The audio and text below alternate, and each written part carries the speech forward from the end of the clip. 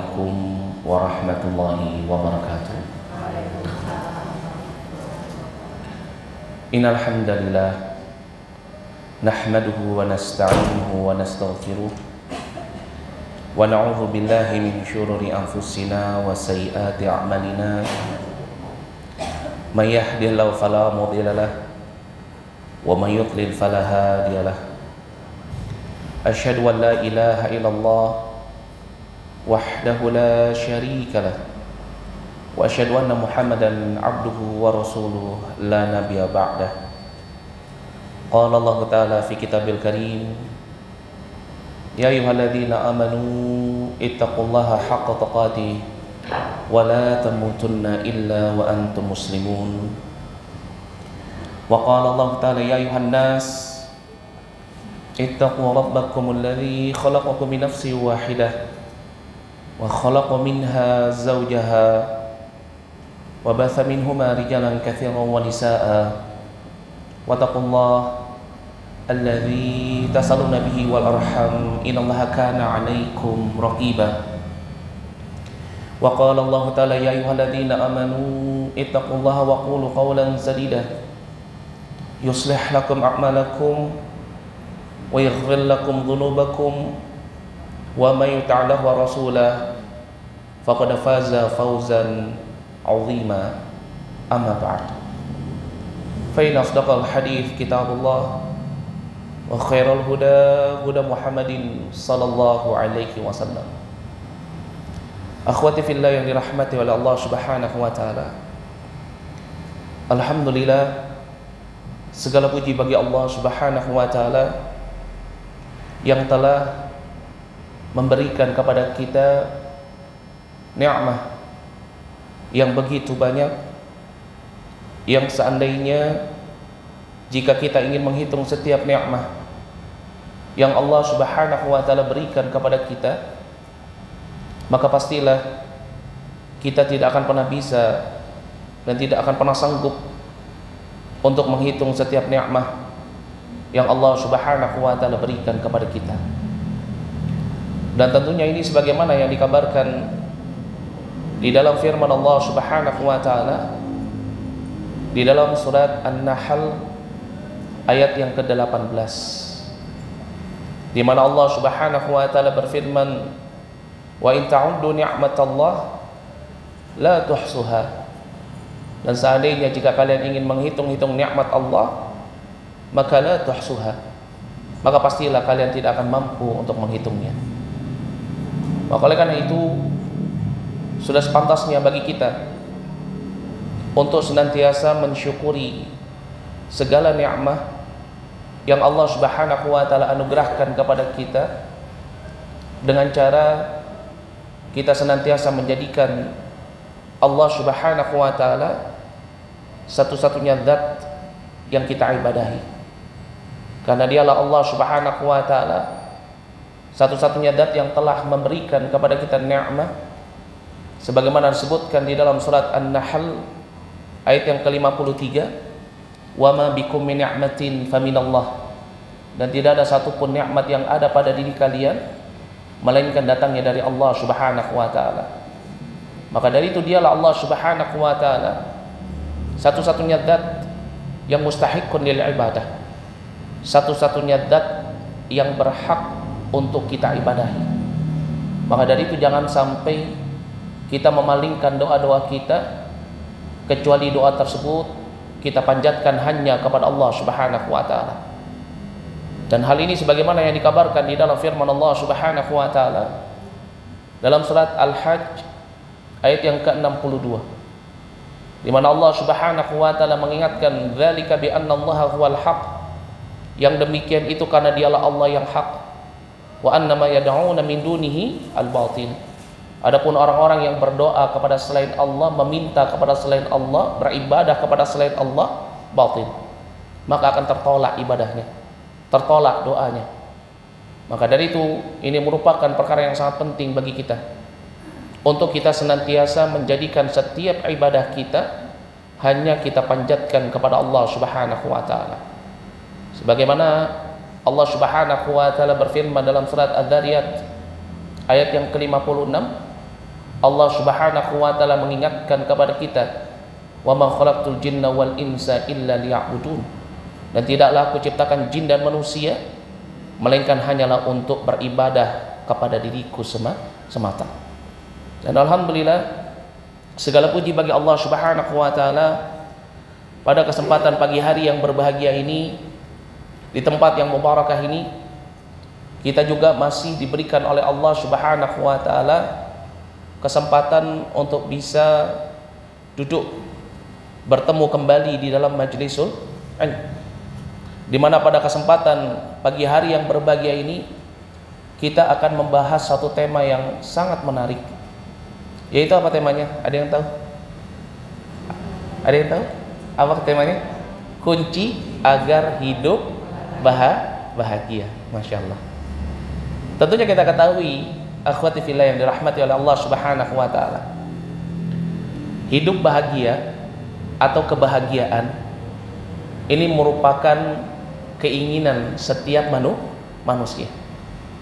Tapi tahu nggak kita, kalau Allah Subhanahu wa taala itu bahkan telah menetapkan kebahagiaan kita di dunia ini ketika kita masih berumur 120 hari di dalam rahim ibu kita. Ya, jadi jangan khawatir seseorang itu di dunia ini nggak akan mendapatkan kebahagiaan. Tidak. Setiap orang yang hidup di dunia ini pasti Allah Subhanahu wa taala telah takdirkan ada saatnya dia untuk bahagia. Bahkan ini telah ditakdirkan oleh Allah Subhanahu wa taala 120 hari ketika seseorang dia berada di dalam rahim ibunya. Hal ini sebagaimana yang dikabarkan oleh Nabi kita Muhammad sallallahu alaihi wasallam di dalam satu hadis yang diriwayatkan oleh Imam Muslim dari sahabat Abdullah ibnu Mas'ud radhiyallahu anhu.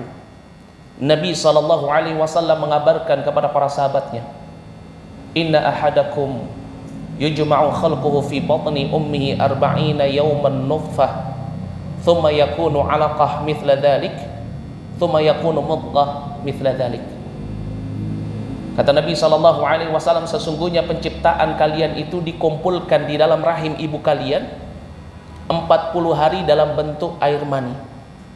Kemudian dalam masa yang sama berubah menjadi alaqah, segumpal darah. Kemudian dalam masa yang sama menjadi mudghah, segumpal daging. 40 kali 3 berarti berapa? 120 hari.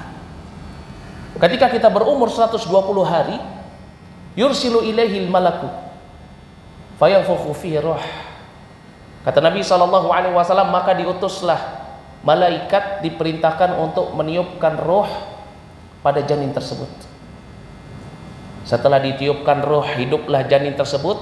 Kata Nabi SAW, thumma, kemudian apa? Thumma, ya, kata Nabi SAW, yu'maru bi arba'i kalimat, diperintahkan untuk ditetapkan 4 hal. Bikatsbi rizki wa ajali wa syakin au sa'id. Diperintahkan oleh Allah Subhanahu wa taala untuk ditetapkan 4 hal. Apa itu?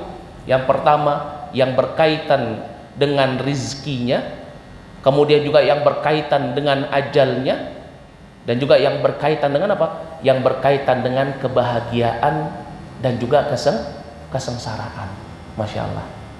Ya, maka kebahagiaan kita ini telah ditetapkan oleh Allah Subhanahu wa taala. Ya. Maka dari itu ini merupakan hal yang sangat penting untuk kita mengetahui sebelum kita membahas perkara ini. Ini kunci-kunci yang bisa menyebabkan kita bahagia. Sebelumnya kita harus tahu dulu Allah telah menetapkan untuk kita yang hidup di dunia pasti akan bahagia. Tetapi permasalahannya banyak dari kita nggak tahu arti daripada suatu kebahagiaan. Ya. Sehingga banyak orang yang mengeluh, aduh hidup saya ini tidak hidup saya ini tidak bahagia. Ya. Kenapa? Karena nggak tahu apa hakikat atau makna dari bahagia. Ya. Kebanyakan dari manusia, ya, mindsetnya mereka bahagia itu kalau punya harta yang banyak, anak yang banyak. Yang nggak punya anak merasa kalau punya anak pasti bahagia. Yang nggak punya harta pasti mengatakan apa? Oh, kalau punya harta banyak saya pasti bahagia. Padahal apa? Yang namanya harta, yang namanya anak, tidaklah Allah Subhanahu wa taala jadikan di dunia ini pada diri seseorang itu bukan sebagai suatu kebahagiaan. Tetapi apa? Sebagai suatu ujian. Ya. Ada orang yang diuji dengan hartanya, ada orang yang diuji dengan anak-anaknya. Maka tolak ukur kebahagiaan itu ketika apa? Bukan ketika seseorang memiliki harta dunia, bukan ketika seseorang memiliki keturunan yang banyak. Allah Subhanahu wa taala berfirman dalam surat Al-Anfal ayat yang ke-28. Allah Subhanahu wa taala berfirman, wa'lamu annama amwalukum wa auladukum fitnah. Ketahuilah bahwasannya apa? Bahwasannya harta-harta kalian dan juga anak-anak kalian itu adalah apa? Fitnah, ujian. Bahkan Nabi kita Muhammad sallallahu alaihi wasallam telah mengabarkan kepada para sahabatnya, ujian yang terberat yang akan dihadapi oleh umatnya itu adalah apa? Harta. Disebutkan di dalam hadis yang diriwayatkan oleh Imam Bukhari, kata Nabi sallallahu alaihi wasallam, inna likulli ummatin fitnah. Setiap umat itu punya ujiannya masing-masing. Kata Nabi, wa fitnatu ummati al-mal. Adapun fitnahnya umatku yaitu apa? Dia adalah harta. Jadi harta ini bukan tolak ukur sebagai suatu kebahagiaan. Maka seseorang kalau mau bahagia, kalau tolak ukurnya masih sesuatu yang berkaitan dengan dunia, pasti dia nggak akan menemukan kebahagiaan yang hakiki.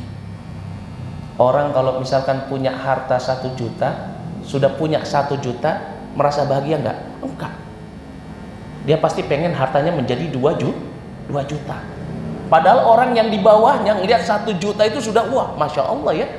Ya, gaji setiap bulan 10 juta. Orang yang punya gaji 1.500.000 sebulan itu pasti mikir, wah pasti dia bahagia ya, gajinya 10 juta. Orang yang punya gaji 10 juta apa bahagia? Belum tentu. Dia ngeliat di atasnya, kalau gaji saya 30 juta, pasti saya lebih bahagia. Terus dia bekerja, terus seperti itu. Maka ini bukan disebut sebagai suatu kebahagiaan. Maka dari itu banyak kita lihat orang yang memiliki segalanya, dia punya anak, dia punya sahabat, dia punya harta, punya rumah, punya mobil, bisa pergi ke luar negeri bolak-balik, tapi nggak menemukan kebahagiaan hidup. Ya.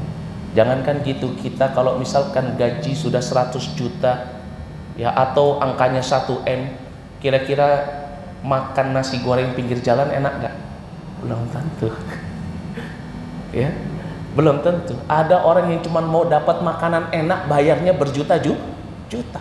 Itu pun ada saatnya ketika dia bosan, pengen cari lagi yang lebih enak. Berarti dunia ini bukanlah kebahagiaan. Maka dari itu seseorang kalau misalkan dia mau bahagia hidupnya di dunia, dia harus tahu kunci-kunci yang menyebabkan seseorang benar-benar bahagia di dalam hidupnya. Apa itu? Yang pertama tentunya dia adalah al-ilmu. Yaitu apa? Ilmu. Orang kalau misalkan dia menuntut ilmu syariat Islam, Allah dekatkan dia dengan Alkitab was sunnah, Allah pahamkan dia tentang ilmu, sehingga dengan ilmu tersebut dia senantiasa mengingat Allah. Dengan ilmunya tersebut dia senantiasa mengenal Rabbnya yang telah menciptakannya, yang selama ini memberikannya rizki. Maka ketika seseorang dia mengingat Rabbnya, maka ini merupakan suatu apa? Suatu kebahagiaan. Kenapa? Karena dengan mengingat Allah, hati seseorang itu bisa menjadi tenang. Ya. Orang kalau di dalam hatinya dia mengenal Rabbnya, sehingga dia senantiasa mengingat Allah, maka hatinya menjadi tenang. Ya. Coba kalau misalkan seseorang di dalam hatinya pikirannya harta, bisa tenang nggak? Nggak bisa tenang. Ya. Mikirnya kalau nggak mau nambahin takut diambil orang, jaga. Tapi kalau seseorang di dalam hatinya dia mengingat Allah, tenang nggak hidupnya? Tenang. Karena inilah yang Allah Subhanahu wa taala kabarkan di dalam firman-Nya. Dalam surat Ar-Ra'd ayat yang ke-28, Allah Subhanahu wa taala berfirman, "Ala bidzikrillah tatma'innul qulub." Ketahuilah bahwasanya dengan mengingat Allah, hati itu menjadi tenang. Orang kalau mau bahagia, hatinya harus tenang. Kalau hatinya tidak tenang, berarti dia belum mendapatkan kebahagiaan. Maka kalau misalkan kita ingin mendapatkan kebahagiaan yang hakiki, kenali siapa Rabb kita. Kenali siapa zat yang memegang hati kita. Yaitu siapa? Allah. Dan mengenal Allah tidak akan bisa ditempuh oleh seseorang kecuali dengan cara apa? Dia menuntut ilmu. Maka dari itu Allah Subhanahu wa taala berfirman dalam surat Az-Zumar ayat yang ke-9, Allah Subhanahu wa taala mengingatkan, "Qul," katakanlah wahai Muhammad kepada umatmu, "Hal yastawi alladzina ya'lamuna wal ladzina la ya'lamun?" Sama enggak orang yang mengetahui dengan orang yang tidak mengetahui? Tidak sama. Orang yang berzikir mengucapkan kalimat la ilaha illallah, subhanallah, walhamdulillah cuman sekedar menyebut, dengan orang yang menyebutnya dalam keadaan aliman, dalam keadaan dia tahu tentang makna dari kalimat tahmidnya yang dia ucapkan. Alhamdulillah, segala puji bagi Allah, la ilaha illallah, maknanya la ma'budu bihaqqin illallah, tidak ada ilah yang berhak untuk diibadahi kecuali Allah. Berzikir dengan mengetahui Rabbnya yang dia puji, maka keadaannya berbeda. Maka dari itu seseorang di zaman ini banyak sekali yang berzikir tetapi nggak mendapatkan kebahagiaan, nggak mendapatkan ketenangan. Kenapa? Apa yang salah? Karena nggak mau duduk memahami tentang din, nggak mau mempelajari tentang sifat Rabbnya, nggak mau mengenal Allah. Tetapi seseorang kalau misalkan dia mengenal Rabbnya, dia belajar memahami Alkitab wa Sunnah, dia mengetahui sehingga Rabbnya ini zat yang bagaimana, yang penuh dengan rahmah. Maka ketika dia mengucapkan kalimat tahmid, alhamdulillah, ya subhanallah, la ilaha illallah, astaghfirullah, akan menetes air matanya. Kalau sudah seperti ini, pasti dia akan tenang. Kalau tenang, dia pasti akan bahagia. Apapun masalah hidupnya, kalau seseorang telah mengenal Rabbnya, kemudian dia mengingat Rabbnya, maka akan menyebabkan dirinya menjadi tenang. Dan ini yang disebut sebagai kebahagiaan. Belum lagi kata Nabi SAW, orang-orang yang senantiasa mau duduk bermajlis ilmu, duduk datang ke masjid, mendengarkan kitabullah, mendengarkan hadis Nabi, mempelajari syariat Islam, Allah Subhanahu wa taala akan senantiasa memberikan kepada mereka ketenangan hidup. Allah akan meliputi mereka dengan rahmatnya, Masya Allah. Ya. Dan ini merupakan keutamaan tersendiri bagi orang-orang yang datang ke dalam majelis ilmu. Mau dia paham atau enggak dengan ilmu yang disampaikan, dia datang saja, Allah berikan kepada dirinya ketenangan. Dan ini sebagaimana yang dikabarkan oleh Nabi kita Muhammad SAW. Di dalam satu hadis dari sahabat Abu Hurairah radhiyallahu anhu yang diriwayatkan oleh Imam Muslim. Kata Nabi SAW, "Wa majtama'a qaumun fi baitin min buyutillah." Tidaklah suatu kaum berkumpul di salah satu rumah dari rumah-rumah Allah, sebagaimana yang kita lakukan pada kesempatan pagi hari ini. Yatluna kitab Allah, mereka membaca Al-Quran, wa yatadarasunahu bainahum, saling mempelajari tentang makna kalamullah, mempelajari agama Islam. Apa kata Nabi SAW? Illa, kecuali nazalat, akan turun alaihimus sakinah, kepada mereka ketenangan hidup. Maka kita bisa lihat orang yang sering datang ke kajian, ke majelis ilmu, sama orang yang hidupnya nggak pernah diliputi dengan majelis ilmu. Kira-kira bagaimana keadaannya? Psikologinya bagaimana? Orang yang sering datang ke dalam majelis ilmu, dia akan lebih bisa mendapati yang namanya kebahagiaan. Ya. Berbeda dengan orangnya apa? Orang yang nggak pernah hatinya dibersihkan dengan ilmu. Orang yang nggak pernah pikirannya dibersihkan dengan ilmu. Kenapa? Karena orang yang duduk datang bermajelis ilmu, Allah Subhanahu wa taala, kata Nabi SAW, akan menurunkan ketenangan, wa ghasyiyatuhumur rahmah, Bahkan rahmatnya Allah Subhanahu wa taala akan senantiasa meliputi orang-orang yang duduk bermajlis ilmu. Bahkan kata Nabi sallallahu alaihi wasallam, wa haffathumul malaikah, dan malaikat senantiasa menaungi orang-orang yang mau duduk bermajlis ilmu. Masya Allah. Disebutkan oleh Imam Nawawi rahimahullah makna dari wa haffathumul malaikah, para malaikat menaungi orang-orang yang duduk bermajlis ilmu, yaitu apa? Mereka mendoakan kepada Allah, minta kepada Allah agar Allah mengampuni dosa-dosa orang yang duduk bermajlis ilmu. Masya Allah. Ya. Maka dari itu, kalau misalkan kita ingin mendapatkan kebahagiaan hidup di dunia, datang ke majelis ilmu. Jadikan diri kita paham terhadap ad-din. Sehingga apa? Allah Subhanahu wa taala akan membebaskan kita dari kehinaan dunia. Ya, dunia itu kalau kita kejar bukan buat kita bahagia, malah buat kita apa? Pusing. Benar nggak, Bu? Kalau misalkan ada ibu-ibu di sini ya, termasuk yang bisnismen ya, kira-kira kalau omsetnya sebulan itu sudah 100 juta, pengeluarannya banyak nggak? Banyak. Pusing nggak? Pusing. Itu dunia ya. Salah satu kehinaan dunia itu membuat apa? Membuat hati menjadi tidak tenang, pikiran juga tidak tenang. Maka dari itu orang kalau misalkan dia ingin mendapatkan kebahagiaan hidup di dunia, yang dicari bukan dunia. Boleh nyari dunia, tetapi jangan lupa bersihkan dirinya dari kehinaan dunia. Dengan apa? Salah satunya adalah menuntut ilmu. Jangan kosong ya. Maka dari itu Nabi SAW ingatkan kepada para sahabatnya. Di dalam satu hadis dari sahabat Abu Hurairah radhiyallahu anhu yang diriwayatkan oleh Imam At-Tirmidzi, kata Nabi SAW, ala inad dunya mal'unatun wa mal'unun ma fiha. Ketahuilah bahwasannya dunia ini merupakan tempat yang hina. Dan menjadi hinalah apa-apa yang berkaitan dengan dunia.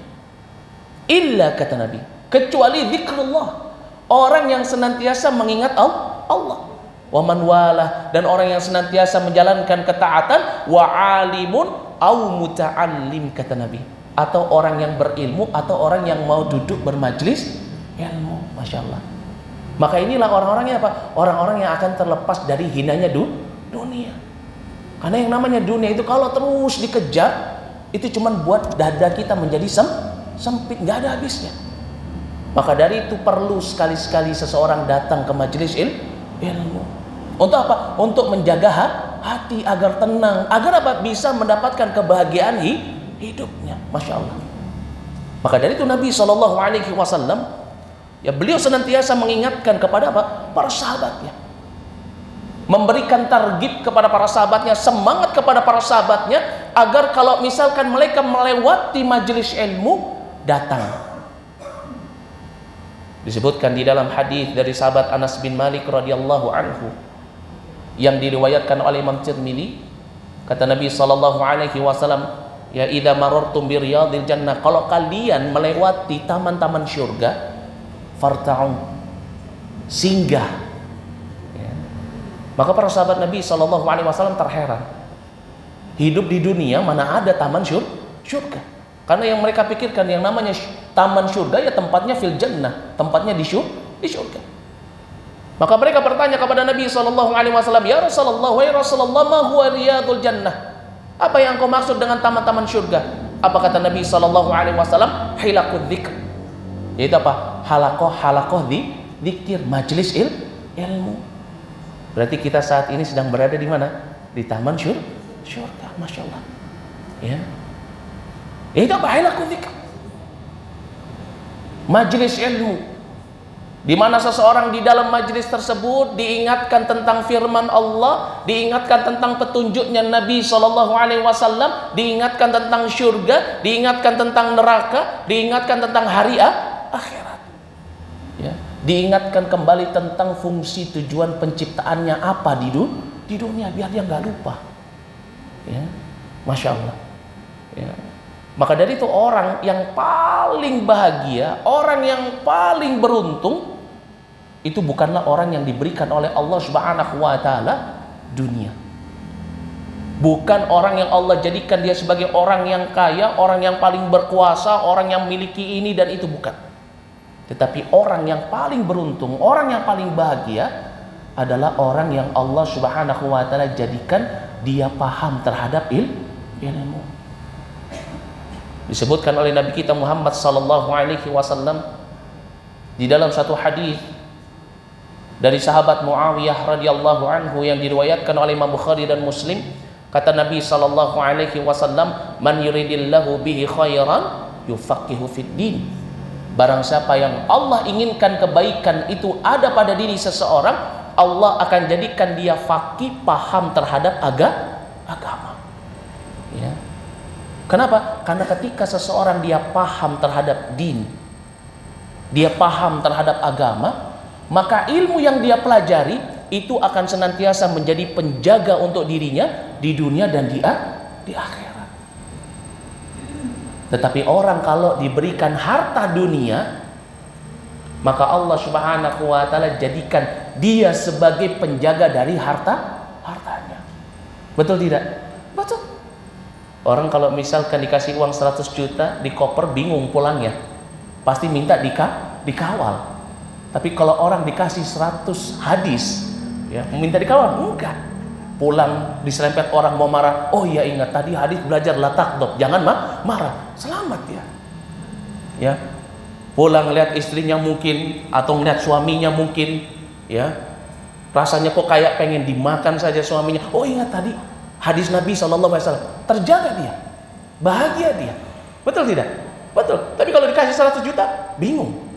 Ya, jaga nggak bisa tidur, uangnya didekep, ya. Mau taruh di brankas takut brankasnya dibobol, ya. Mau taruh di bank takut banknya juga dihacker, ya. Sekarang zaman sekarang. Tapi coba ketika seseorang dikasih ilmu yang akan menjaga dia, sehingga menjadi apa? Hidupnya bahagia. Dia tahu batasannya. Oh yang ini nggak boleh, kalau dilakukan bisa menjadi seperti ini, bahagia hidupnya. Tapi kalau orang nggak punya ilmu, ya, pasti apa? Pasti hidupnya akan binasa. Ya, kalau dia hanya punya uang, apakah bisa bahagia? Tidak bisa bahagia. Kenapa? Karena dia nggak tahu apa itu kebahagiaan. Maka dari itu Al-Imam Ibnul Qayyim rahimahullah mengatakan, annal ilma yahrisu sahibah. Sesungguhnya ilmu itu senantiasa menjaga pemiliknya. Ya, wa sahibul mal yahrisu malah. Adapun orang yang memiliki harta, justru dia yang menjadi penjaga. Wa a'udzubillah. Ya, maka ini merupakan perkara yang sangat penting bagi kita. Yaitu apa? Kalau kita ingin mendapatkan kebahagiaan fid dunya wal akhirah, yang pertama apa yang harus kita lakukan? Datang ke majelis ilmu, ihtimam, perhatian, belajar sedikit demi sedikit, masya Allah. Ini yang pertama. Lalu yang kedua yang termasuk daripada kunci kebahagiaan selain ilmu, yang kedua adalah apa? Takwa. Ini sudah pasti. Orang kalau mau hidupnya bahagia di dunia, begitu juga di akhirat, maka hendaknya apa? Hendaknya dia untuk senantiasa menjadikan dirinya sebagai orang yang bertakwa. Apa sih takwa itu? Disebutkan oleh Imam Al-Hasan Al-Basri, yang namanya takwa al-muttaqun ay ittaqaw ma hurima alaihim wa addaw mafturida alaihim. Orang yang bertakwa itu adalah orang yang senantiasa menjaga dirinya untuk tidak terjatuh ke dalam hal-hal yang diharamkan oleh Allah. Wa addaw mafturida alaihim. Orang yang bertakwa juga adalah orang yang senantiasa mengamalkan apa yang disyariatkan, apa yang diwajibkan oleh Allah. Maka kalau misalkan kita lihat saat ini, kok rumah tangga kita ribut terus, anak kita kok bandel banget, teman-teman kita kok banyak yang baik di depan, buruk di belakang. Yang harus kita lihat apa dulu? Takwanya kita. Jangan-jangan selama ini kita belum menjadi orang yang bertakwa sehingga hidupnya nggak bahagia. Jangan-jangan kita meninggalkan sholat. Jangan-jangan kita lupa membaca Al-Quran. Jangan-jangan kita nggak peduli terhadap akhirat. Jangan-jangan kita mengambil harta kita dengan cara yang haram. Sehingga akhirnya apa? Hidup kita menjadi tidak tenang. Ya, berbeda dengan orang-orang yang senantiasa menjaga dirinya untuk bertakwa. Yang salah satu daripada ketakwaan itu apa? Beramal soleh. Coba kita lihat teman-teman kita yang senantiasa datang sholat, senantiasa melakukan ibadah puasa, baca Quran, menuntut ilmu, menyantuni anak yatim, membantu saudaranya, berbuat baik kepada tetangganya, menjaga lisannya. Hidupnya pasti lebih bahagia daripada orang yang apa? Orang yang senantiasa bermaksiat kepada Allah. Hidupnya akan lebih bahagia daripada orang yang nggak pernah beramal soleh. Kenapa? Karena memang inilah balasan yang Allah berikan kepada orang yang senantiasa menjaga ketakwaannya. Orang yang senantiasa beramal saleh, Allah Subhanahu wa taala akan jadikan hidupnya menjadi bahagia, hidupnya akan menjadi cukup, hidupnya akan menjadi baik. Ya. Allah Subhanahu wa taala mengingatkan di dalam surat An-Nahl ayat yang ke-97. Allah Subhanahu wa taala berfirman, "Man 'amila salihan", barang siapa yang melakukan amalan saleh, baik yang wajib ataupun yang sunnah, apapun itu amalannya. Min dzakarin au untha, baik dia laki-laki ataupun wanita, wa huwa mu'min, dia lakukan karena sebab apa? Mukmin. Maknanya apa? Ikhlas karena Allah. Ya, mengimani tentang pahalanya, kebaikannya, janjinya Allah. Ya. Apa kata Allah Subhanahu wa taala? Fala nuhyiyannahu hayatan thayyibah. Kami akan berikan kepadanya kehidupan yang thayyibah, kehidupan yang baik. Apa itu? Kebahagiaan. Ya. Dan ini merupakan janji Allah Subhanahu wa taala, bukan hanya di dunia Allah berikan kebahagiaan kepada dirinya, di akhirat Allah akan balas amalan-amalan kebaikannya itu dengan apa? Dengan pahala yang lebih baik. Allah Subhanahu wa taala berfirman, "Walanajziyannahum ajrahum bi ahsani ma kanu ya'malun." Dan nanti kami juga akan membalas mereka dengan pahala yang lebih baik dari apa yang mereka kerjakan. Masya Allah. Maka dari itu seseorang kalau saat ini hidupnya belum bahagia, bingung dia, saya sudah punya harta, punya anak, punya teman-teman, punya kekuasaan, kok saya nggak ngerasa bahagia? Berarti apa yang harus diperbaiki? Ketakwaan. Mulai dari beramal soleh, beribadah kepada Allah. Mungkin dia sudah mulai jauh dari Allah, tertipu dengan dunia. Maka apa? Kembali kepada Allah. Melakukan apa? Amalan ibadah. Karena memang yang namanya ibadah ini senantiasa membuat seseorang itu menjadi apa? Tenang hatinya. Ya. Orang yang nggak pernah ibadah kepada Allah itu pasti hatinya tidak akan pernah tenang meskipun dia memiliki segalanya. Ya. Terlebih lagi apa? Orang yang senantiasa membiarkan dirinya terjatuh ke dalam kemaksiatan. Ya. Maka dari itu seseorang kalau mau hidupnya bahagia, maka hendaknya apa? Dia jaga dirinya untuk tidak bermaksiat kepada Allah. Kalau tadi apa? Beramal soleh. Yang kedua apa? Jaga diri, jangan sampai terjatuh ke dalam kemaksiatan. Ini juga bagian daripada ketakwaan. Kalau mau hidup bahagia, jangan melakukan satu dosa. Kenapa? Karena dampak buruk dari satu dosa yang dilakukan oleh seseorang itu akan membuat hatinya menjadi tidak tenang, tidak bahagia. Ya. Dan ini sebagaimana yang dikabarkan oleh Nabi kita Muhammad sallallahu alaihi wasallam. Disebutkan di dalam hadis yang diriwayatkan oleh Imam Muslim dari sahabat An-Nawas Ibnu Sam'an radhiyallahu anhu. Nabi sallallahu alaihi wasallam beliau mengatakan, "Wal ithmu ma haka fi nafsik wa karihta an yattali alaihi nas." Dosa itu, wal ithmu, itu adalah apa? Mahaka fi nafsik, yang membuat hatimu menjadi gundah gulana. Ya, wa karihta an yattali alaihi nas, dan engkau takut kalau perbuatan itu tampak di hadapan manusia.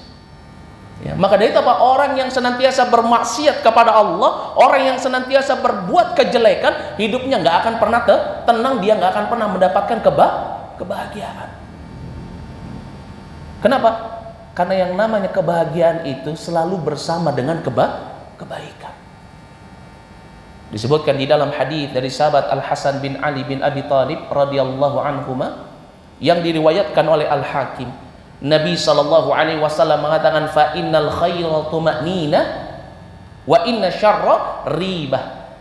yang namanya ketenangan itu atau kebaikan itu mendatangkan ketenangan. Fa innal khaira tuma'ninah wa inna syarr, adapun kejelekan, kemaksiatan itu akan, kata Nabi sallallahu alaihi wasallam, ribah itu akan mendatangkan yang namanya apa? Ribah, ketidaktenangan, kegelisahan. Ya, maka dari itu orang yang senantiasa bermaksiat kepada Allah, ya, meskipun dia tampak di hadapan manusia senyum, tenang, tetapi di dalam hatinya itu apa? Gundah gulana, hampa. Kenapa? Karena hatinya tertutup dengan yang namanya apa? Kotoran-kotoran dosa.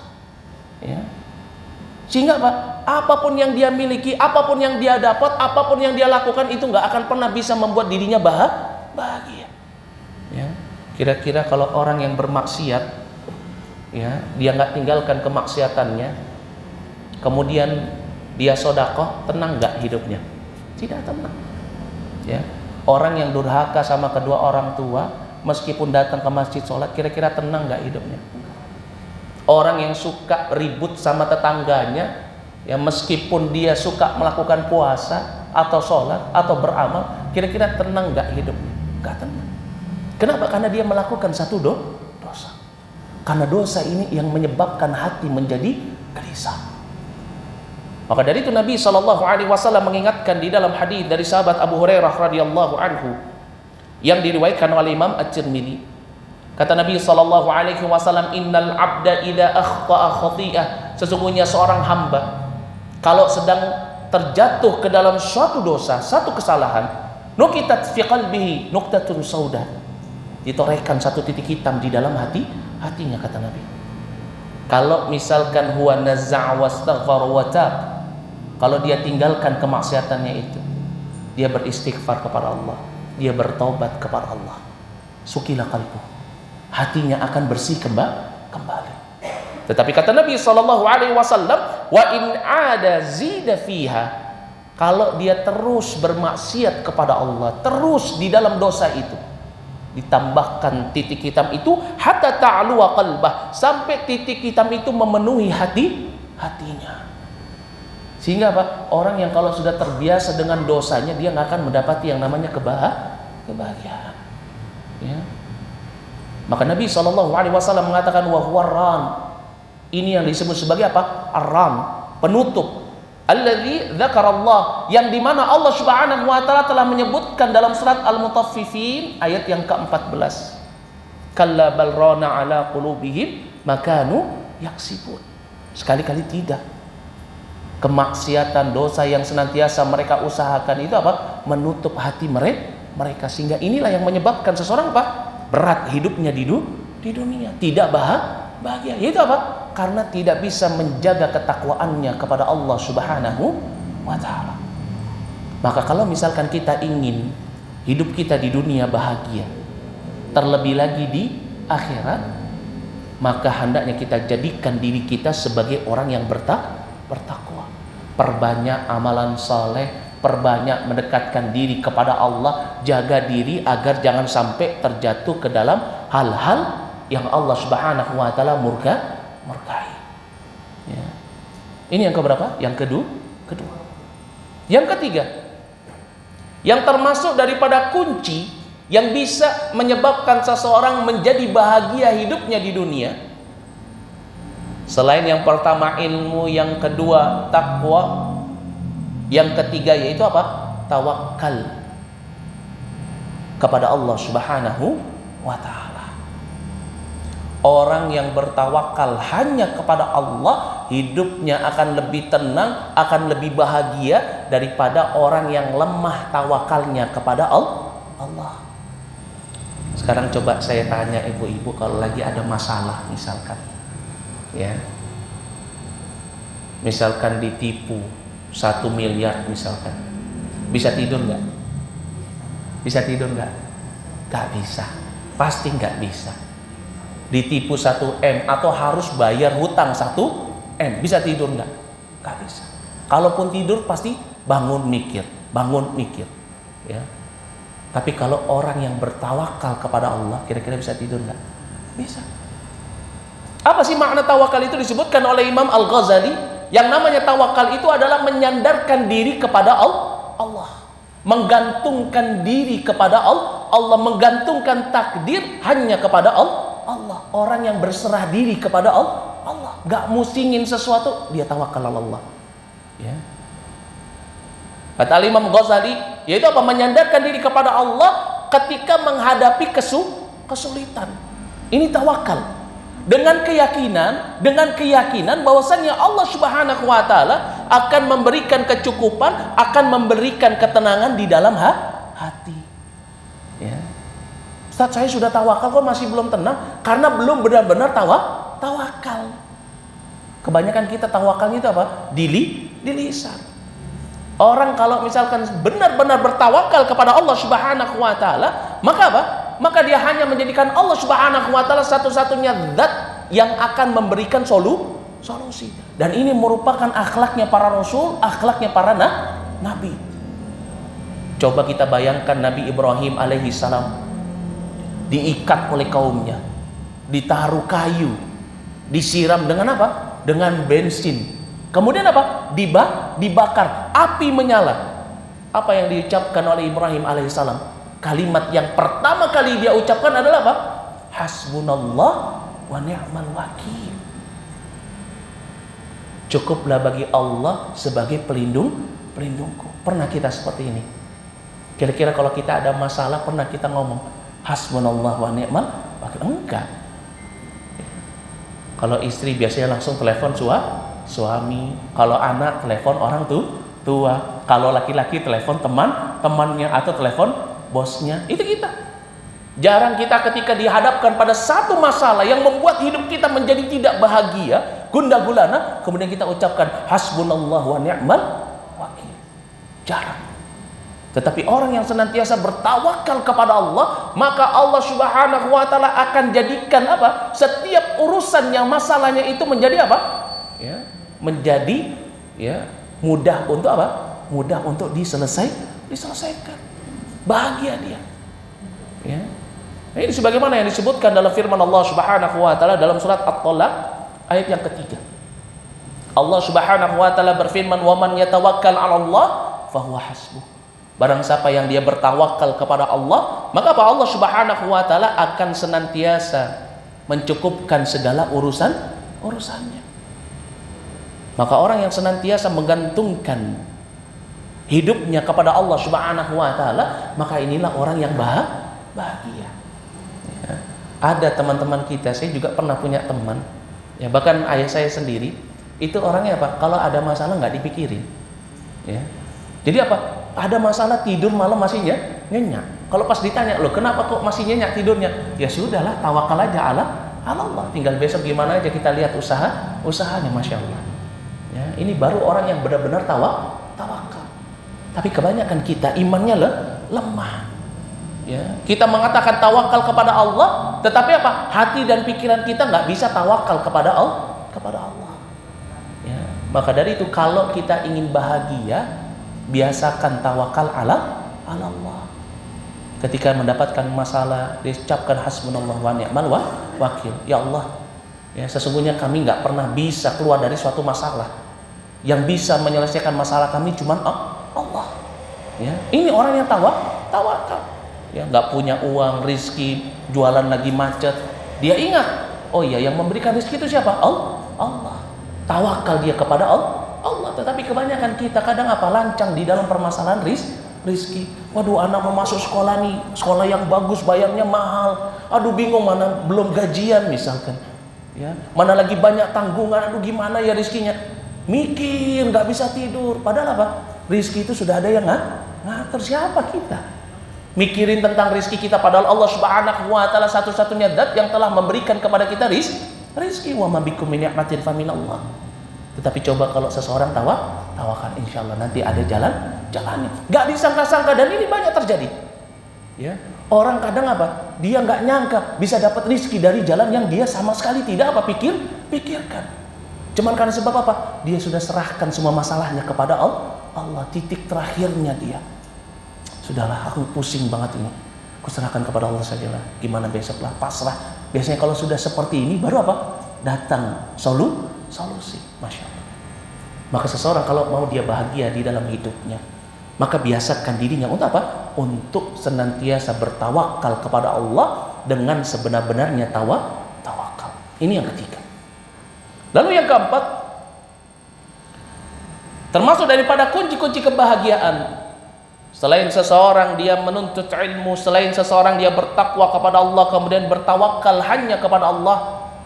Yang keempat, kalau seseorang ingin bahagia hidupnya di dunia, yaitu apa? Dia jadikan dirinya sebagai orang yang qanaah. Orang kalau nggak punya sifat qanaah, kalau nggak melatih dirinya untuk qanaah, nggak akan pernah bahagia hidupnya. Apa sih qanaah itu? Merasa cukup dengan rizki yang Allah berikan. Mau banyak, mau sedikit. Ya. Karena memang sifatnya manusia itu apa? Rakus. Kalau dia diberikan satu gunung emas Uhud, maka apa? Dia akan minta 2 gunung Uhud. Kalau misalkan dia sudah diberikan rumah, diberikan ya mobil anak-anak, ya, dia lihat rumput tetangga lebih hijau, nggak qanaah. Bahagia nggak hidupnya? Tidak bahagia. Enak ya, orang sebelah ya sudah punya ini ya, rumahnya sudah ditingkat ya, mobilnya sudah ganti ya, kapan kita Pak? Akhirnya ribut sama suaminya. Bahagia nggak hidupnya? Nggak akan bahagia. Ya. Orang kalau dia nggak memiliki sifat qanaah, nggak akan pernah hidupnya bahagia. Tapi orang kalau punya sifat qanaah, meskipun Allah Subhanahu wa taala memberikan rizki yang tidak banyak, dia tetap mendapatkan kebahagiaan. Maka dari itu Nabi SAW mengingatkan di dalam hadis dari sahabat Abdullah ya Ibnu Amr bin Al-As yang diriwayatkan oleh Imam Muslim, kata Nabi SAW, qad aflaha man aslama wa ruziqa kafafan wa qanna'ahu Allahu bima atah. Sungguh beruntung orang yang Allah Subhanahu wa taala masukkan dia ke dalam agama Islam, wa ruziqa, Allah berikan rizki yang kafafan, yang cukup untuk dirinya, wa qanna'ahu Allahu bima atahu, dan Allah jadikan dia sebagai orang yang qanaah terhadap apa yang diberikan. Ya, karena kita kalau misalkan ya ngikutin cukupnya hawa nafsunya manusia itu nggak akan pernah bisa cukup. Ya. Maka dari itu apa? Ketika seseorang ingin bahagia hidup di dunia, hendaknya dia untuk senantiasa apa? Menjadikan dirinya sebagai apa? Orang yang qanaah. Sehingga dengan qanaah itu, buah daripada sifat qanaah itu akan menghasilkan rasa syukur. Dan inilah nasihatnya Nabi SAW. Disebutkan di dalam hadis yang diriwayatkan oleh Imam Ibnu Majah dari sahabat Abu Hurairah radhiyallahu anhu. Kata Nabi SAW, ya Abu Hurairah, wahai Abu Hurairah, ya kun qani'an takun ashkarun nas.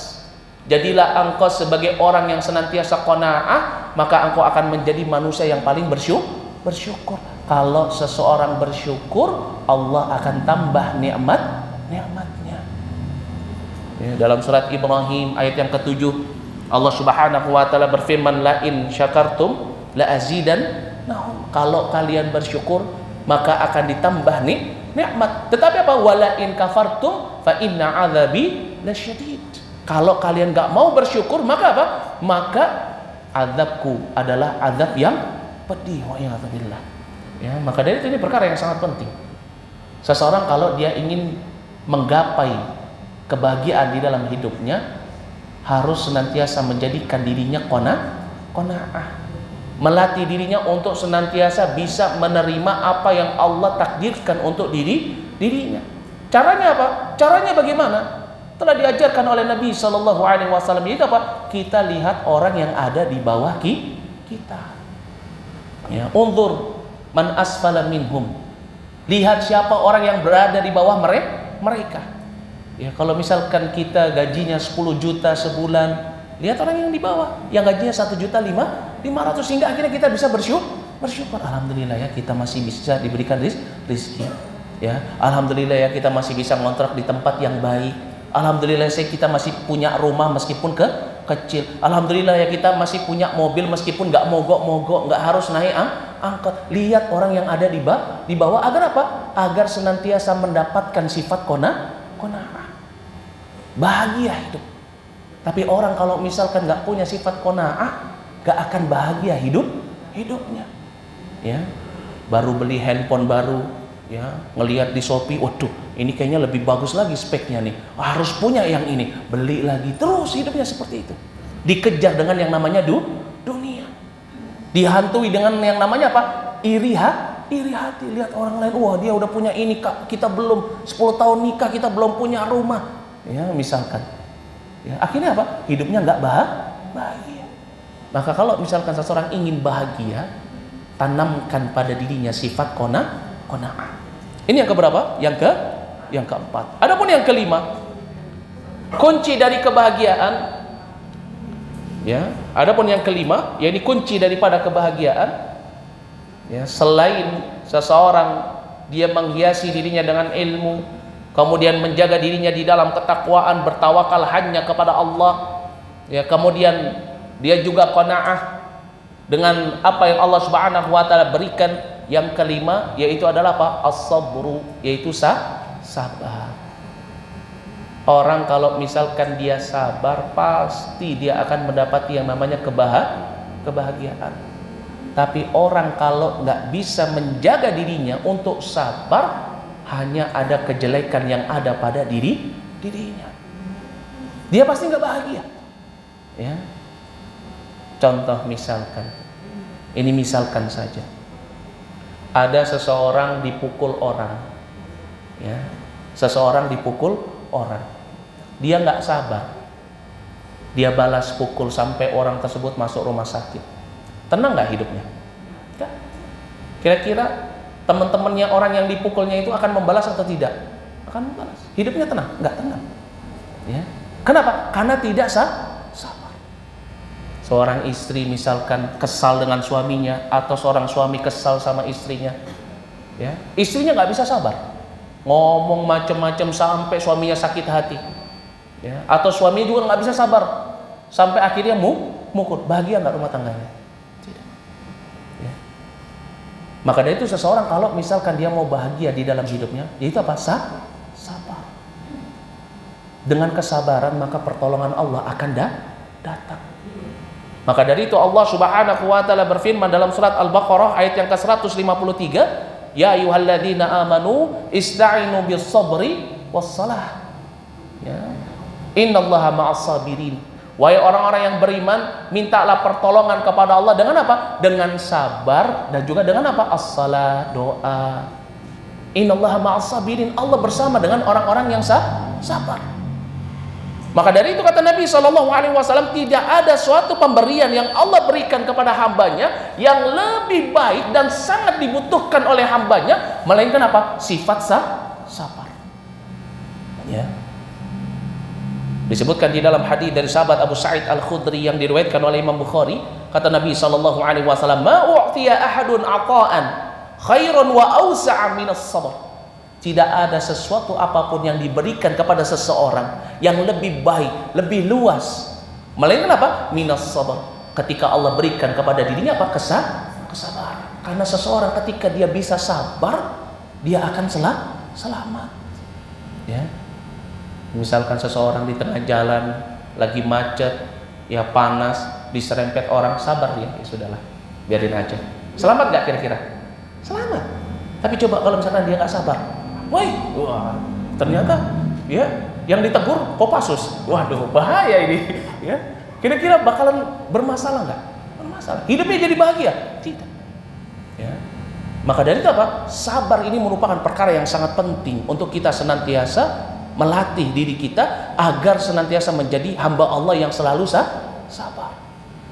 Tapi Ustaz, saya sudah sabar Ustaz. Sepertinya ini puncak kesabaran saya Ustaz.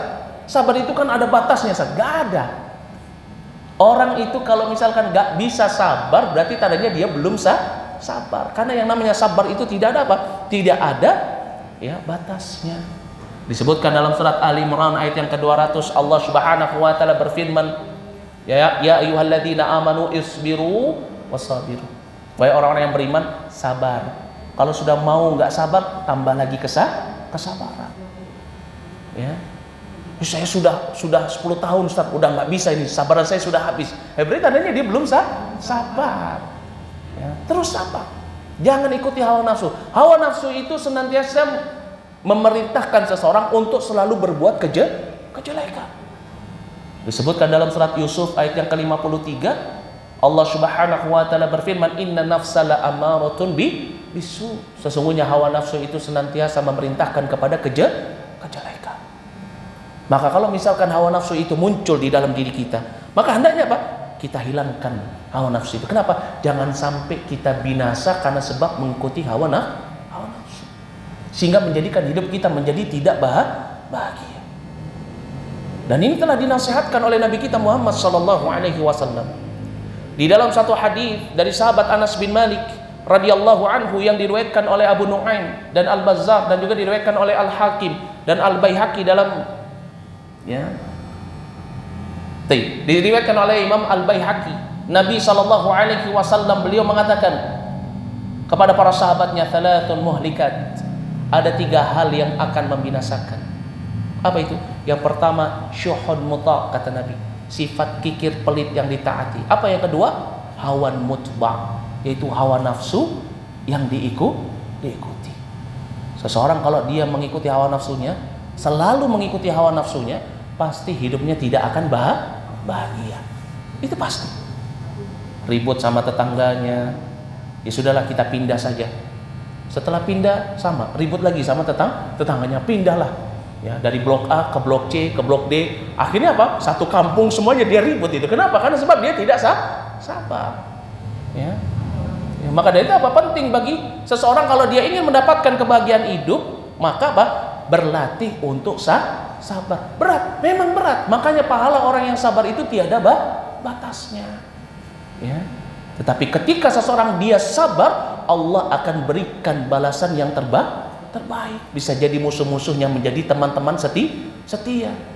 Lihat bagaimana Nabi kita Muhammad sallallahu alaihi wasallam menginginkan keimanan kepada umatnya, mendakwakan Islam, mendakwakan tauhid. Ketika pergi ke Taif, kemudian dilempari batu, malaikat datang diutus oleh Allah minta izin kepada Nabi, bagaimana menurutmu kalau gunung ini kami timpakan kepada penduduk Taif? Apa kata Nabi? Tidak. Ya, aku berharap Allah menjadikan keturunan mereka sebagai pembela Islam. Kemudian apa? Muncullah keturunan mereka menjadi pembela Islam. Karena sebab apa? Kesabaran. Bagaimana kesabarannya Nabi ketika beliau mendakwahkan Islam kepada kaumnya, orang-orang Quraisy ditentang, diberikan adab, bahkan sampai diusir dari apa? Dari tempat tinggalnya Makkah, pergi hijrah ke Madinah, diperangi. Ya. Kemudian beliau tetap sabar. Beliau hanya memerangi orang-orang yang memerangi. Kemudian Allah bukakan pintu Makkah. Dan kemudian apa? Banyak orang-orang Quraisy yang masuk ke dalam Islam menjadi pembela buah dari kesabaran. Maka ini perkara yang sangat penting. Itu apa? Seseorang senantiasa melatih dirinya untuk selalu sabar. Ya, jangan sampai apa? Jangan sampai seseorang senantiasa mengikuti hawa nafsunya. Ya, sehingga menyebabkan dia menjadi orang yang merugi. Ini yang keberapa? Ini yang kelima. Sampai jam berapa kita? Masih ada waktu? Masih ya? Yang keenam, ini juga perkara yang sangat penting ini. Seseorang kalau misalkan dia ingin mendapatkan kebahagiaan hidup, selain dia senantiasa menjadikan dirinya sebagai orang yang sabar, melatih dirinya untuk bisa sabar, yang keenam termasuk dari kunci kebahagiaan hidup, yaitu adalah menjadikan dirinya sebagai orang yang ikhlas. Ya, ini perkara yang paling sulit. Ya, memaafkan, ikhlas. Orang yang memaafkan saudaranya yang berbuat salah, ikhlas, berarti apa? Dia nggak ngungkit lagi permasalahan ini. Biasanya kalau perempuan susah ini. Ya, kenapa? Perempuan tuh ahli sejarah. Ya, kalau suami punya salah satu sampai bertahun-tahun ingat itu. Ya, setiap ribut pasti apa? Pasti diingatkan suaminya. Dulu kamu pernah begini, begitu, begini. Itu ahli sejarah ya, Bang. Ya. Itu tandanya apa? Belum bisa ikhlas. Biasakan ikhlas. Ya. Itu apa? Ketika seseorang dia mendapatkan ujian, masalah, ya, dia serahkan kepada Allah. Kalau Allah memberikan ujian dengan kehilangan, ada orang yang dia cintai meninggal, maka apa? Dia serahkan kepada Allah, ikhlas. Dia nggak sedih, ikhlas. Maka dari itu, ikhlas ini juga termasuk buah daripada kesabaran. Orang nggak akan dikatakan sebagai orang yang sabar sampai dia ikhlas. Maka dari itu Allah Subhanahu wa taala berfirman dalam surat Al-Baqarah ayat yang ke-156, ya, Allah Subhanahu wa taala ya menerangkan kepada kita tentang sifatnya orang yang sabar, walladzina hum, yaitu apa? Mereka adalah orang-orang yang idza asabathum musibah, kalau tertimpa musibah, apa yang mereka katakan? Innalillahi wa inna ilaihi raji'un. Sesungguhnya segala sesuatu itu hanyalah milik Allah. Allah akan kembali kepada Allah. Ikhlas. Orang kalau sudah ikhlas, di dalam hidupnya selalu ikhlas. Ya, ada teman yang ngutang bertahun-tahun gak bayar, kemudian dia udahlah ikhlasin aja lah. Ya, ada teman yang mencelang gibahin dia, ya udahlah ikhlasin aja lah, serahkan kepada Allah. Hidupnya tenang nggak? Tenang. Tapi kalau dia nggak bisa ikhlas, pikirin, wah si fulan kan di belakang saya melakukan ini dan itu. Oh si fulan kan ngambil harta saya. Oh si fulan melakukan ini dan itu. Nggak bisa ikhlas. Ya, bahkan ketika si fulan sudah datang minta maaf, masih nggak ikhlas. Hidupnya nggak pernah tenang, nggak pernah dia mendapati kebahagiaan. Makanya di dalam rumah tangga, kalau mau rumah tangga itu mawaddah, sakinah warahmah, belajar untuk ikhlas. Mengikhlaskan kesalahan pasangan. Kalau sudah selesai masalahnya, ya sudah selesai. Jangan diungkit lagi, jangan juga apa? Disebutkan lagi, sudah selesai. Dan ini perkara yang sangat berat. Ya. Tetapi ini termasuk daripada salah satu kunci kebahagiaan. Ini yang keenam. Kemudian yang ketujuh, selain yang pertama adalah apa? Yakni seseorang menghiasi dirinya dengan ilmu, kemudian seseorang menjaga ketakwaannya kepada Allah, kemudian seseorang bertawakal kepada Allah, kemudian seseorang dia memiliki sifat qanaah, kemudian juga memiliki sifat sabar dan juga ikhlas. Maka yang ketujuh termasuk dari salah satu kunci kebahagiaan hidup, yaitu apa? Selalu berprasangka baik. Ya. Orang yang senantiasa berprasangka buruk kepada seseorang atau memiliki sifat suka berprasangka buruk, pasti hidupnya tidak akan apa? Tidak akan bahagia. Suaminya disuudzonin, anaknya disuudzonin, mertuanya disuudzonin, tetangganya disuudzonin. Oh dia kok begitu ya? Jalan depan saya nggak salam. Jangan-jangan dia nggak suka sama saya. Sempit hidupnya, nggak bahagia. Ya, begitu. Ya.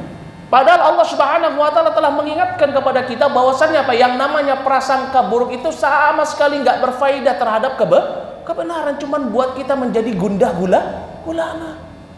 Ya, disebutkan di dalam firman Allah Subhanahu wa taala dalam surat Yunus ayat yang ke-36. Dalam surat Yunus ayat yang ke-36, Allah Subhanahu wa taala berfirman, "Inna dhanna la yughni minal haqqi syai'a."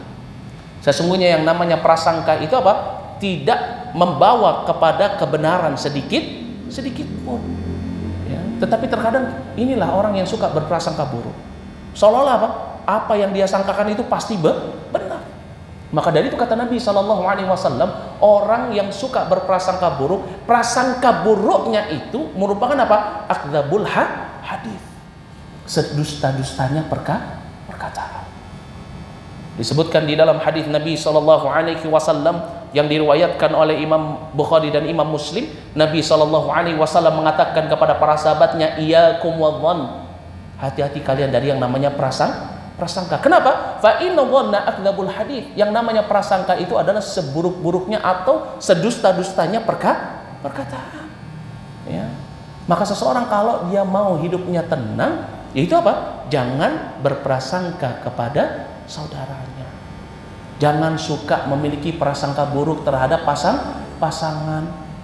Ya, terlebih lagi apa? Kalau sudah berprasangka buruk biasanya apa? Mencari tahu, mencari-cari kesalahan. Ya. Ini yang biasanya terjadi, ini yang buat hidup menjadi tidak bahagia. Terutama di dalam rumah tangga. Ya. Salah satu faktor keretakan rumah tangga yang terbesar dan terbanyak itu apa? Istri mencurigai suami, suami mencurigai istri. Padahal apa? Padahal yang namanya prasangka buruk sedusta-dustanya perkataan tidak pernah membawa pada kebenaran. Maka dari itu Allah Subhanahu wa taala perintahkan kepada kita untuk kita senantiasa menjauhi diri kita dari yang namanya prasangka buruk.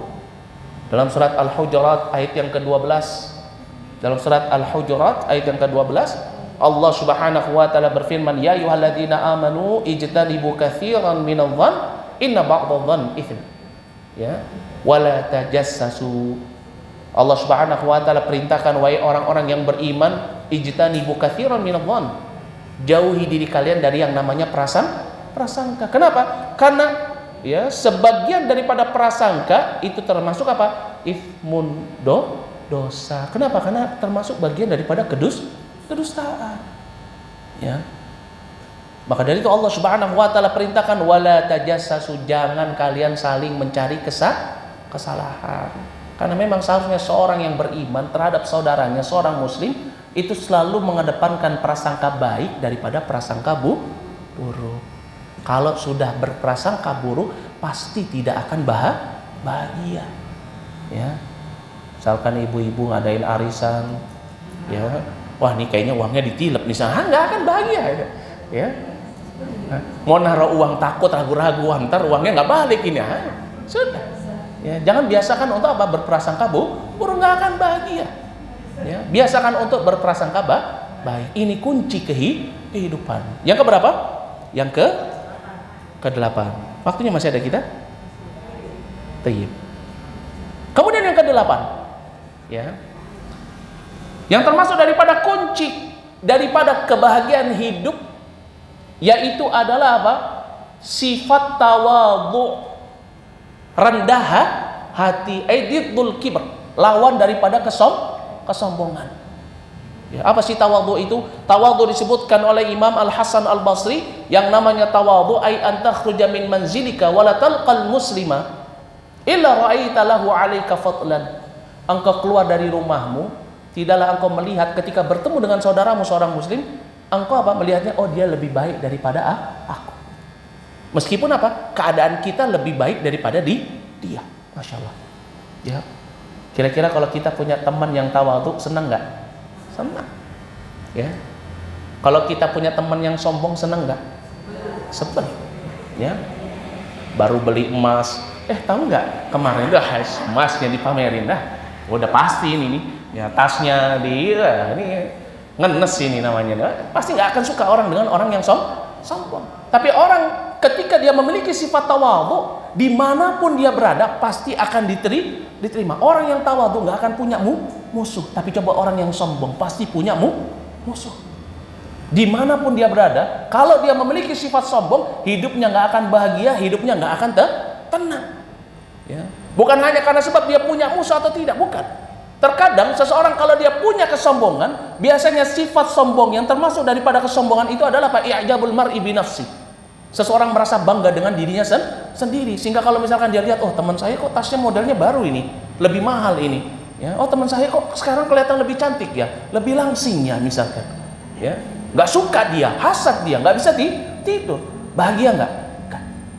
Kenapa? Karena kesombongan ini itu akan menghasilkan dampak buruk berupa apa? Sifat hasad, nggak suka dengan kebaikan nikmat yang ada pada orang lain, dia cuma ingin dia saja yang mendapatkan nikmat.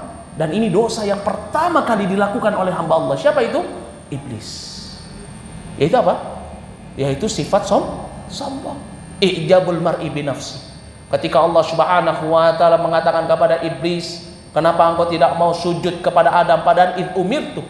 Padahal aku yang memerintahkan kepadamu. Apa kata iblis? Ana khairun minhu. Aku lebih baik daripada Adam. Khalaqtani min nar wa khalaqtahu min tin. Engkau ciptakan aku dari api dan aku ciptakan Adam hanya dari tanah. Ini sombong. Ijabul mar'i bi nafsi. Orang yang sombong pasti akan binasa.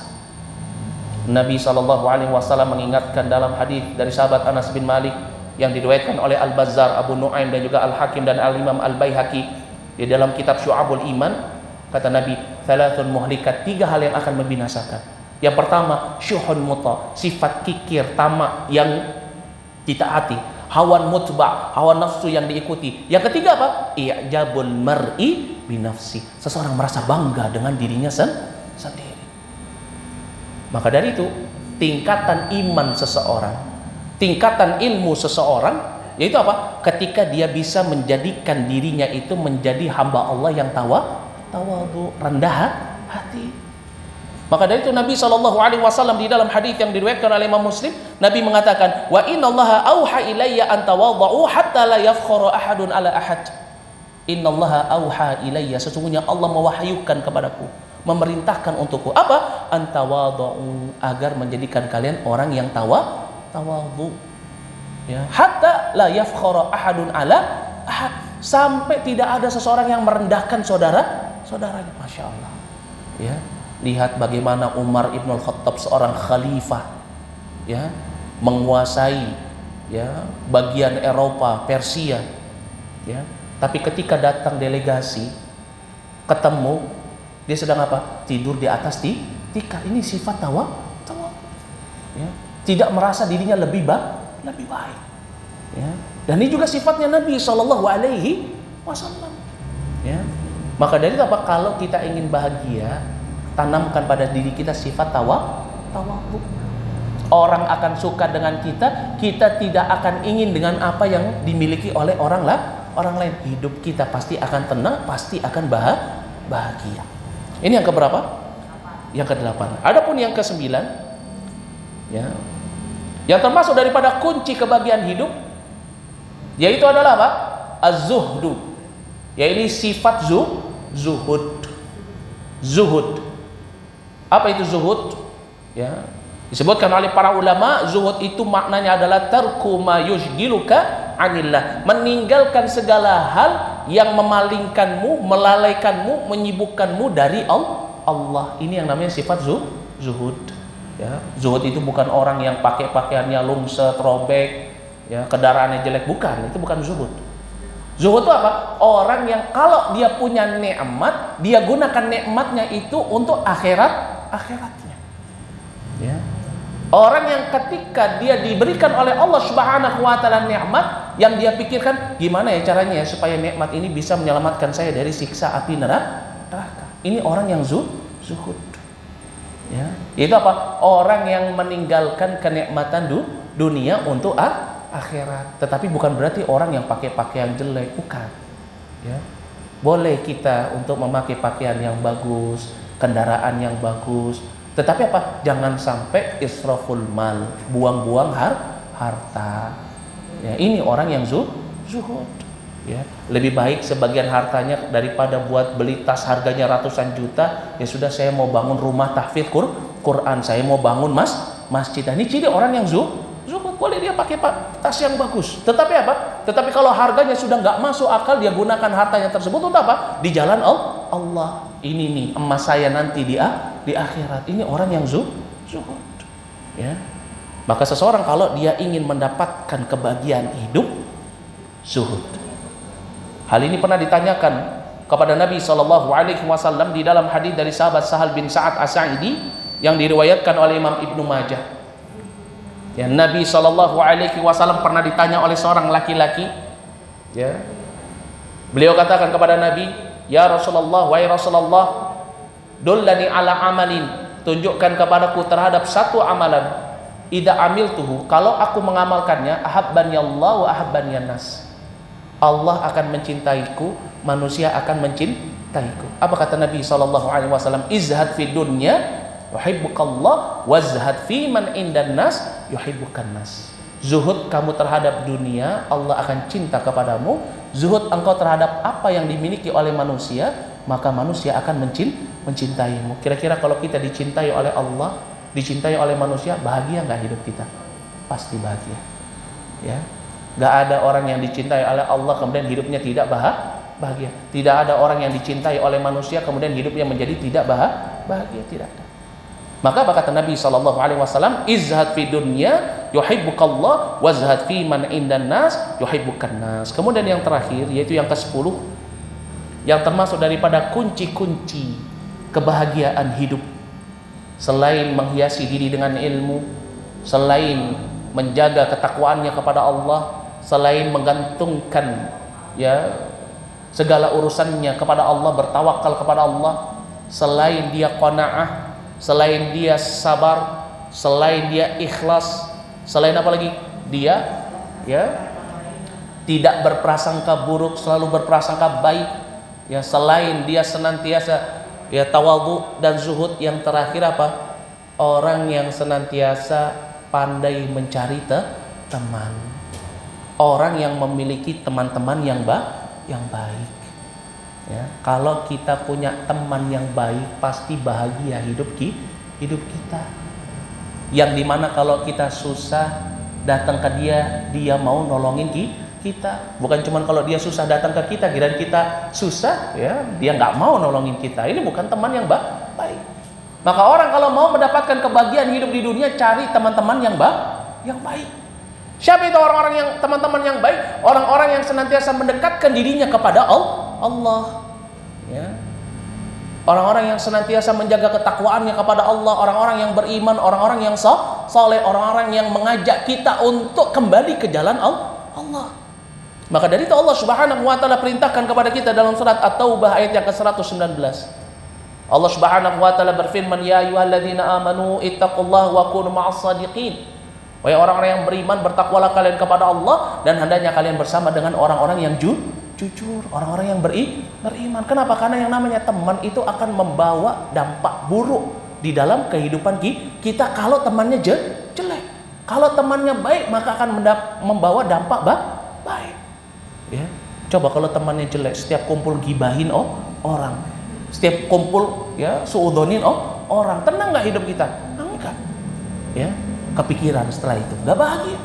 Tapi kalau misalkan berteman dengan orang baik, setiap hari kalau ketemu, yang dibicarakan tentang apa? Ya tentang din, agama, ya dinasehati, watawasau bil haqqi watawasau bis sabr. Ya, maka apa? Maka dia akan menjadi bahagia. Kalaupun dia ada musibah datang ke temannya yang baik, maka apa? Yang keluar kalimat yang baik. Ya, kamu harusnya begini, dikasih solusi. Coba kamu ya beribadah dulu kepada Allah, coba minta, masya Allah, tenang hidup. Ya, tetapi kalau nggak punya teman yang baik, ya maka apa? Maka seseorang tidak akan bahagia. Kenapa? Karena seseorang itu tergantung kepada agama saudara-saudaranya. Disebutkan di dalam hadis dari sahabat Abu Hurairah radhiyallahu anhu yang diriwayatkan oleh Imam Tirmidzi dan Imam Ahmad, kata Nabi sallallahu alaihi wasallam, "Al-mar'u 'ala dini khalili." Seseorang tergantung terhadap agama saudaranya. Kalau baik saudaranya, dia akan baik. Kalau dia berteman dengan orang-orang yang baik, maka hidupnya akan bahagia, akan baik. Tapi kalau dia berteman dengan orang-orang yang jelek, maka hidupnya pun tidak akan bahagia. Ya, orang kalau berteman dengan sesama pencuri, kira-kira bahagia nggak? Nggak bahagia. Dia pasti takut juga hartanya dicuri. Coba kalau dia berteman dengan orang soleh yang selalu ngajak dia, ayo sholat, ayo kajian, ayo kita sedekah ke anak yatim, ayo kita bantu orang. Ya kira-kira tenang nggak hidupnya? Tenang. Bahagia nggak? Bahagia.